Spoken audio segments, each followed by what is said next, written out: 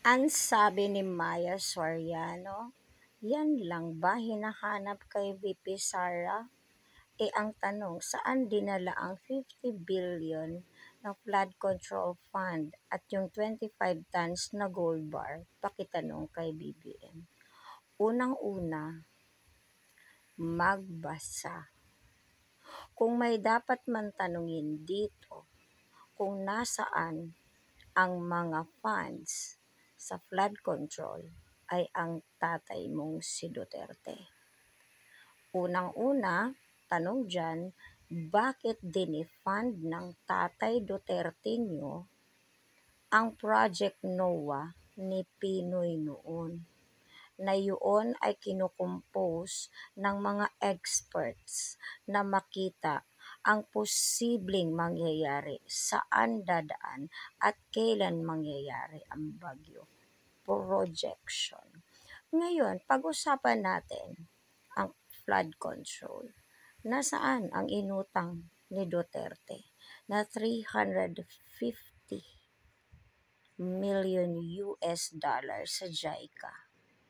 Nasaan ang 13,917 na flood control projects niya? Magtatanong ka kung nasaan ang gold bars?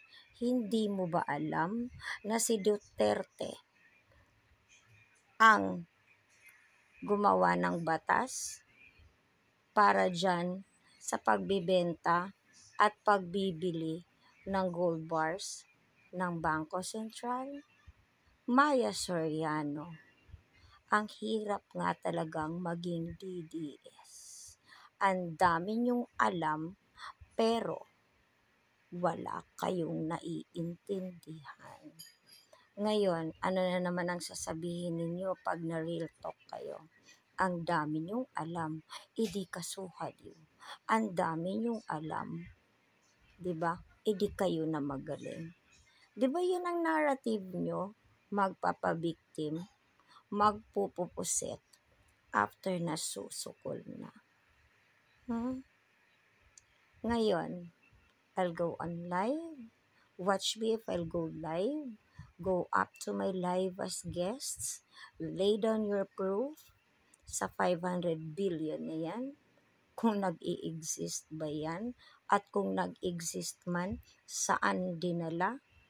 That for you to know, the flood control ay sporadic. You know what is sporadic? It's not just a focus on one area, but it's all over the Philippines. Ngayon, itanong nyo pa para may marami kang assignment. Ha? Nasaan? Anong ginawa ni Duterte doon sa PhilHealth Fund? Divested amount 46.7 billion dinivest ni Duterte.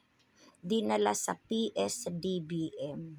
Minikos-mikos ni Lloyd Christopher Lau na nakulong na ngayon. Sasabihin nyo na namang fake news? Anong ginawa ng Duterte nyo at ni Bongo sa frigate scam sa Philippine Navy?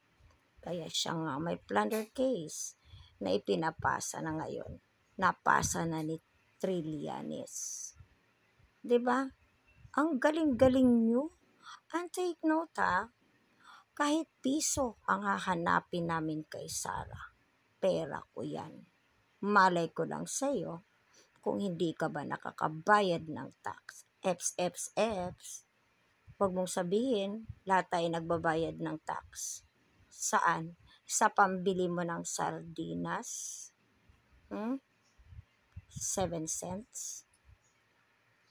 O sa income tax ko? Guling-guling mong maghanap. Mag-aral kasi bago kumuda. Diyan tayo Sakit ang pagiging DDS. Kapansanan ang pagiging DDS. Masakit man sa kaloob-looban, but that's the truth. That's the fact.